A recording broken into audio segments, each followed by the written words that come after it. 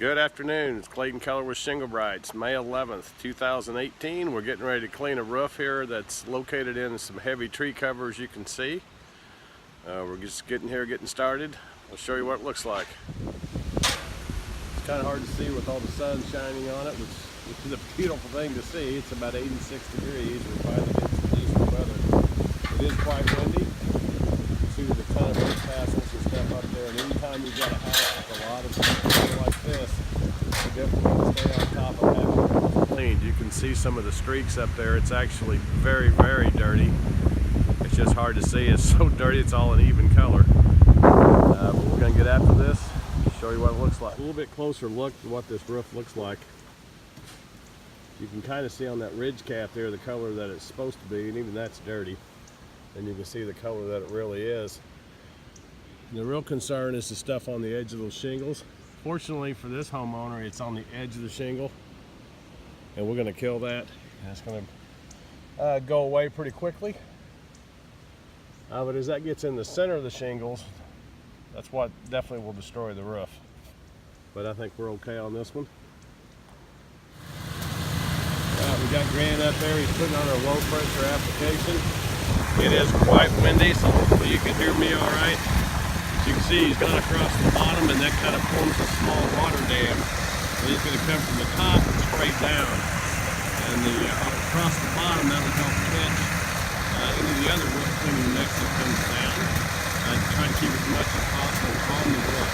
So you can see we've got a ton of soap in that, so that is clinging like syrup up there. That's exactly what you want to see. Keep it in place even though it's windy like it is. My job, besides being an outstanding cameraman, is to keep all the plants and everything wet watered and rinsed. Keep the windows rinsed off, that kind of thing. Keep an eye for Grant. He's doing a great job up there. I better get back on mine. Here we are. Grant's got almost all the front treated. You can see he's allowing some of that to run down to catch up with that first bit that we put across the bottom. Got it clean on there. As long as it's wet, it's still cleaning. It's going to look really good, as they always do.